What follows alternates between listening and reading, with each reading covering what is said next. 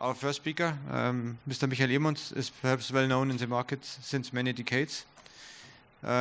He studied chemistry in Aachen, the university in Aachen, and he worked since 1993 for Aachener Chemische Werke, which were integrated into Chemetall finally in 2013 as a segment class, and now is part of BASF. And Mr. Emonds is responsible for the application and improvement of Chemetall products for the pre-processing of glass. So he's also working in associations and supporting different subjects there. And his talk today is sustainability products in float glass, with a special focus on ECHA microplastics guideline, Annex XV. So thank you. Yes, thanks. Thanks a lot. So everyone can hear me, that's good. I will try to speak from here because otherwise I cannot see you. The lights are in my directions. Sustainable products and float glass processing means, as you will see on one of the next slides, we are selling mainly coolants into the industry, cutting fluids and interleaving powders. This is our building in Germany, in Mönchengladbach, close to Düsseldorf. You see the cutting fluids, interleaving powders, coolants. It was also washing compounds. We had 2 workshops here this week about washing and interleaving and cutting fluids. It was already mentioned that we were in the past Aachener Chemische Werke, located in Aachen. And since 1995, part of Chemetall Group, and now we are BASF since a few years. Let me begin with this slide here. This shows something which was published in May 2022, so recently, and it was published by VCI, the German Verein für chemische Produkte. It says that there's a lot of needs for naphtha-based products in the chemical industry. Chemical industry needs in Germany needs 14 million tons of naphtha. This is naphtha is a component of the raw or the crude oil which comes out of the earth. And from 1 barrel oil, about 1/7 goes into chemical industry. The rest goes into other industries or in the driving your car and so on. And 72% of this naphtha is we need in our chemical industry. That means it's the most important raw material we have in chemistry, followed by gas, 14%, and biomass, 13%. All these products we produce in our chemical industry, like plastic, man-made fibers, medicines, or car tires, are based on naphtha in the end. And why did they announce this why did they publish this? Because we have a problem. You know that we have a problem at this moment. We have a problem with Russia. We have no more oil from Russia. We have no more gas from Russia. One reason why we have a problem in chemical industry. The other problem is, even though there was no war with Russia or whatever, we would have problems in 30 years' time. So we already know that there will be the moment when there's no more oil or gas available. This is why we have to start thinking about what can we do in the future. And this is what we call renewable sources or sustainable sources.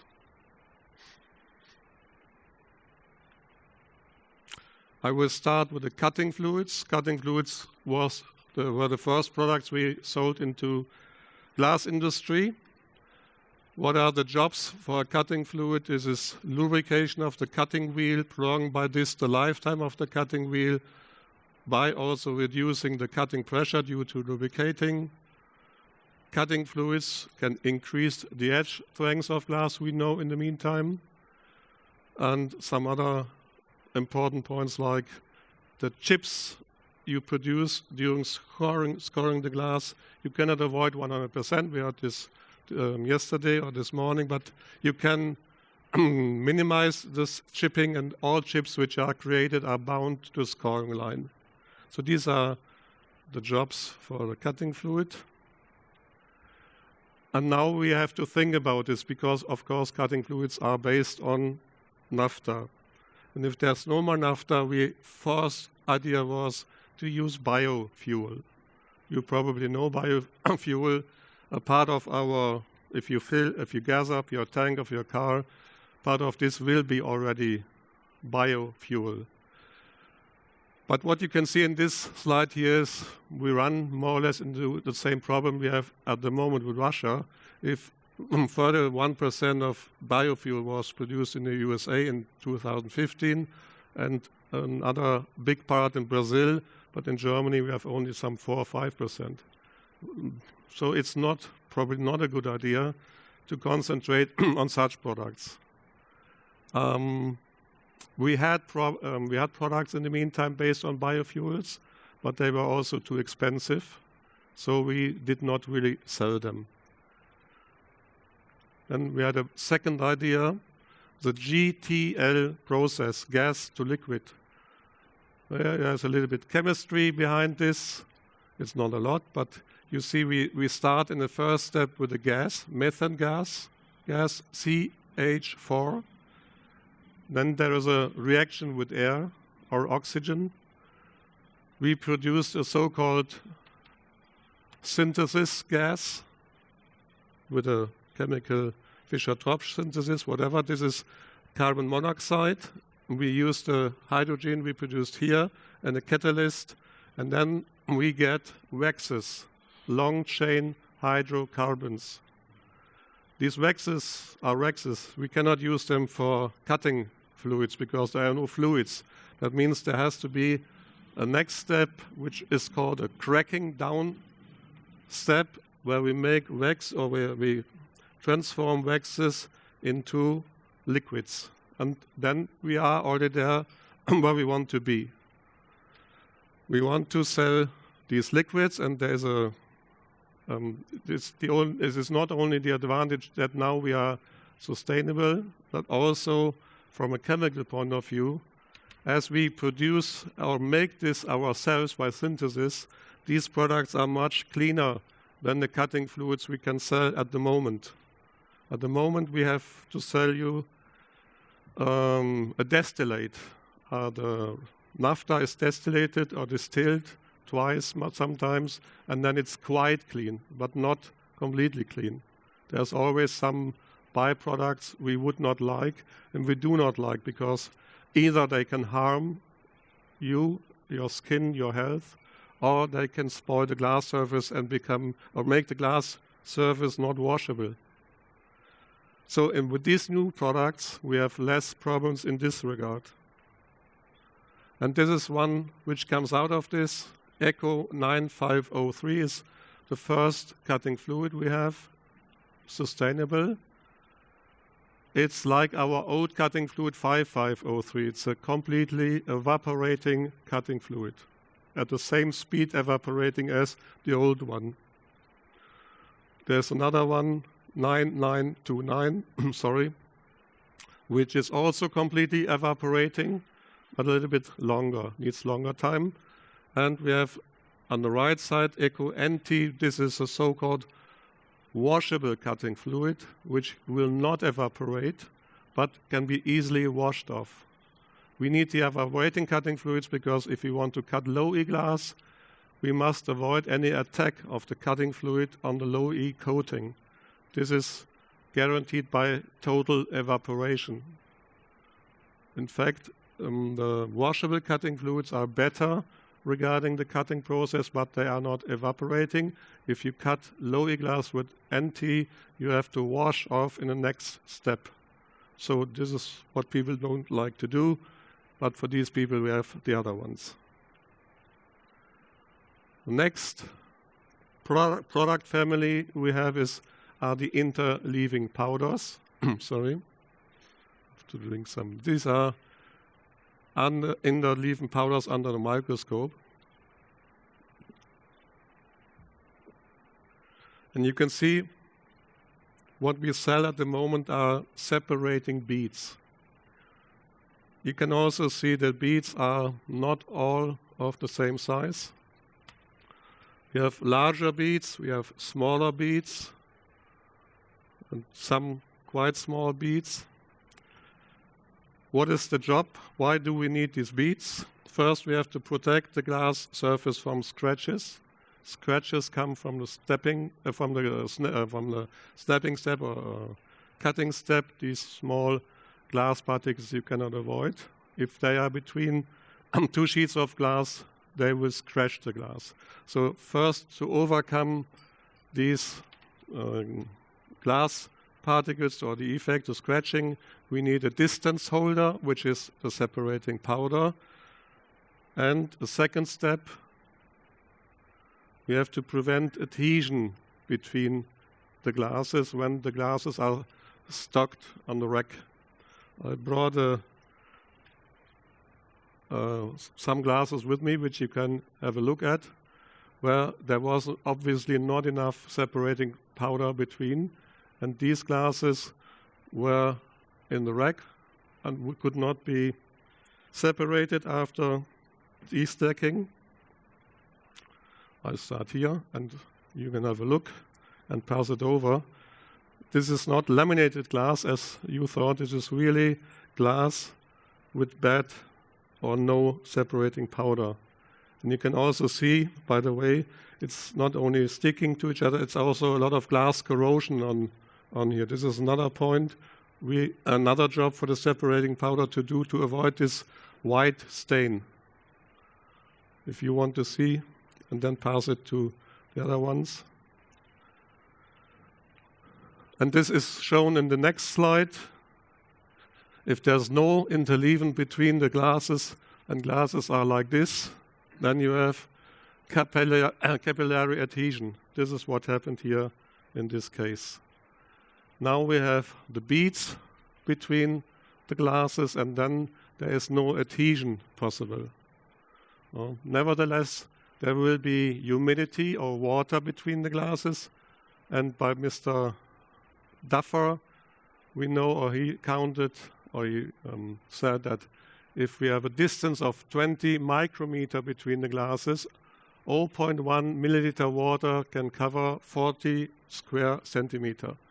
If the distance is higher, 250 micrometer, it's only 4.1 centimeter, and so on.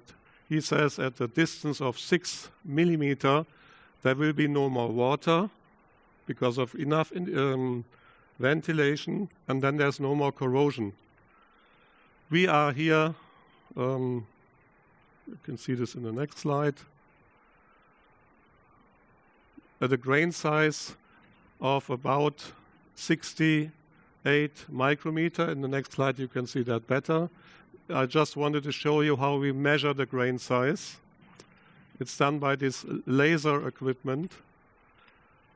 We transport the powder through a laser beam. This is a laser beam here. The laser beam reacts with the particles, and then we get a picture like this, which you can better see in the next slide. We have the grain size here in micrometer, and we have the distribution in percentage between 0 and 100. In the next slide, you see how you read this. 50%, which is the mean grain size, this the 50% line, goes down to about 65, 70 micrometer. Now, 1 micrometer, it's a logarithmic scale, 1, 10, 100, 1000.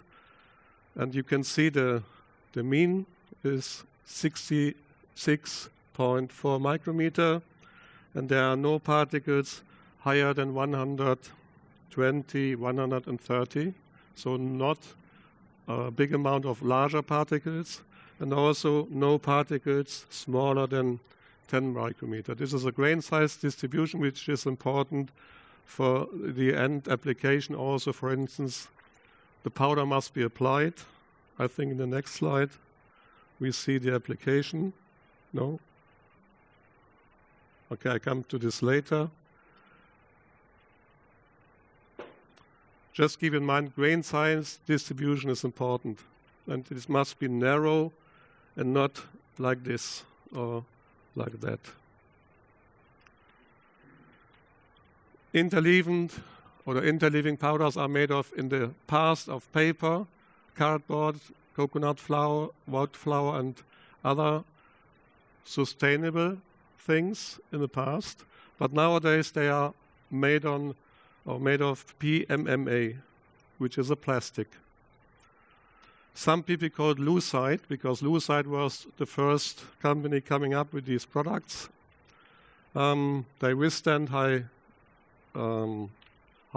forces, but they cannot scratch glass, by the way.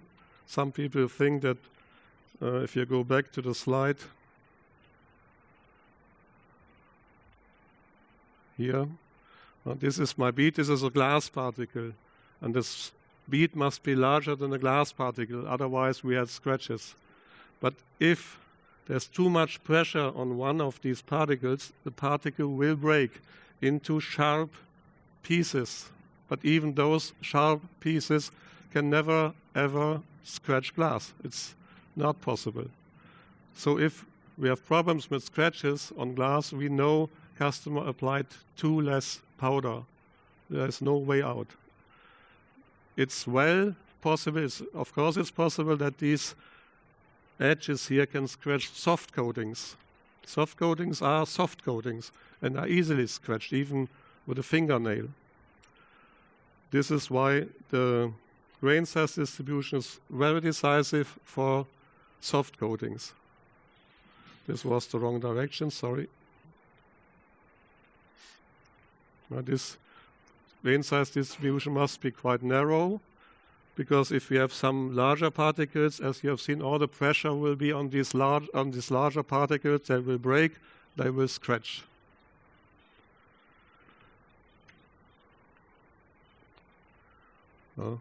Under the microscope, you see it looked like this, for instance, and here you can see already some smaller particles. This is a special product where we mix PMMA beads with adipic acid. Adipic acid is unnecessary to avoid the glass corrosion you have seen on the glass here. And these are the products we have nowadays. You see we have products for different applications. Float glass, structured glass, coated glass, laminated glass, mirror glass, all types of glass. All these products are based on polymers, PMMA, polystyrene, polyethylene or polyolefin. Different grain sizes, different application amounts. Typical application amount for a normal PMMA is like 100 milligram per square meter. A square meter is something like this, and 0.1 gram is only really a little. It's not much, but it works. And here we have, also you can see, these products here are beads, like you have seen under the microscope. Some of them are no beads, but flakes, for certain reasons. I will not go into detail here. This is what I wanted to show you before, the powder application. Typically, these powders are applied by nozzles. These are nozzles, powder application nozzles. And here you can see the powder entering the glass on the float line, passing by, and later being cut. Now, the ECHA, the European Chemicals Agency, ECHA, or the ECHA, came out in December 2020 with some paper, a document about microplastics. Everybody knows about microplastics in the meantime, I think. And on page 417, you cannot read it, but it's 417, in such a document, they said no more substances or mixtures used for the transportation of glass sheets. Everybody was surprised, so were we. Nobody had this on the list, obviously.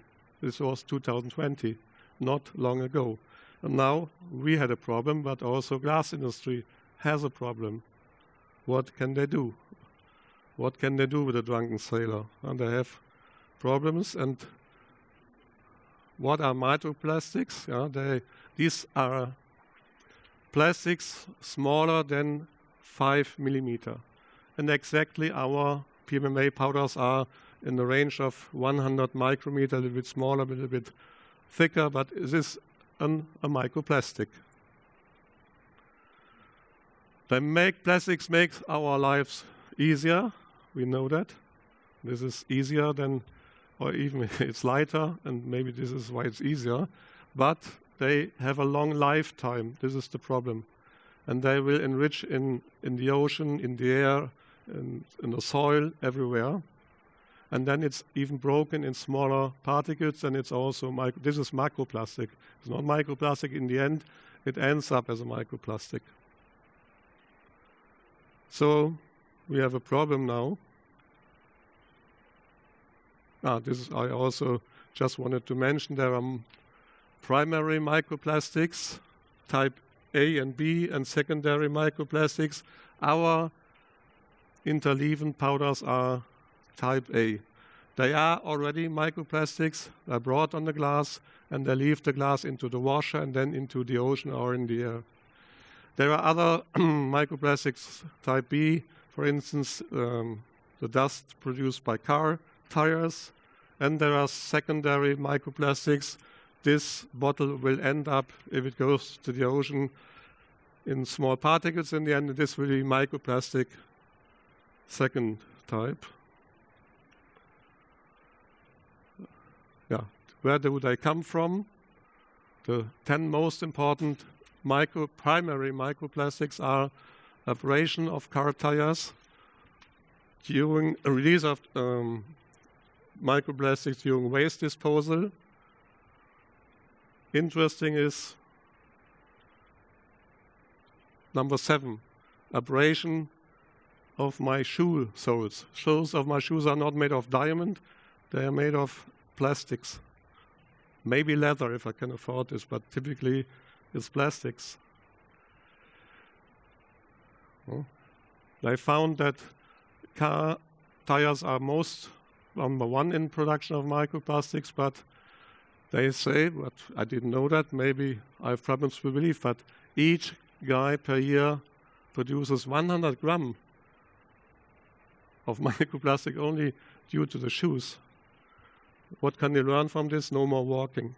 But then if you take the car, it makes it even worse. So I don't know what. Maybe you said we go to the Netherlands where they have shoes made of wood. Wooden shoes would not produce microplastics. In Germany, in total, we produce about 330,000 tons primary microplastic per year. That means each of us 4 kilograms per year. That's quite something. And another point of interest is that we also have, of course, microplastic in the bottles.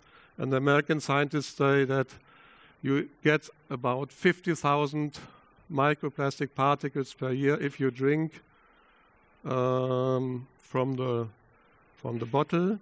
No, this is what everybody has anyway. But if you drink plastic bottle beer, it will be 90,000 particles per year. If you drink directly from the tap, it would be only 4,000. But also there we have microplastics. That means we have microplastics in the meantime everywhere.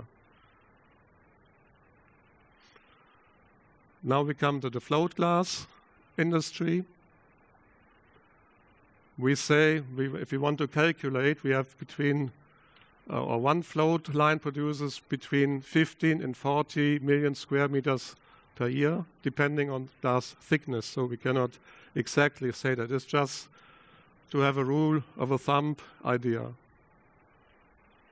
That means if we apply a recommended amount of powder as 200 milligram PMMA beads per square meter, then we sell to the float line between 3 and 8 tons per year, only Chemetall. We have some competitors.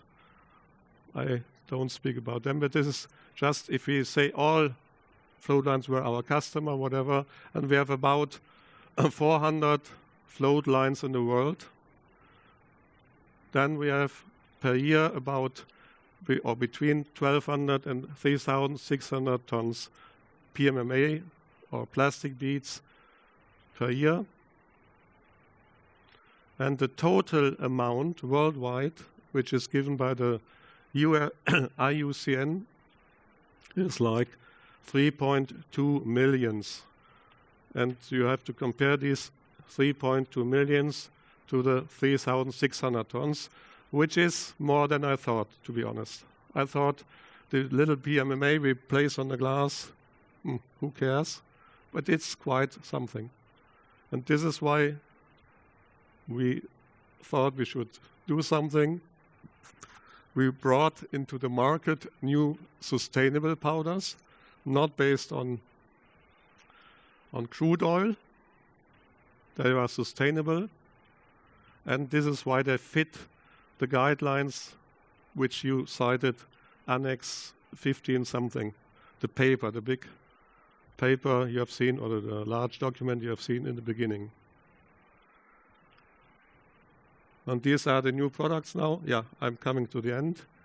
ECHA 1000 is one of them. ECHA 2000 is another one. That means we have two different ones. And we can also mix them with the adipic acid. 1100 means 10% adipic acid as well as there. So they can also avoid glass corrosion. And there will be more products to come in the future.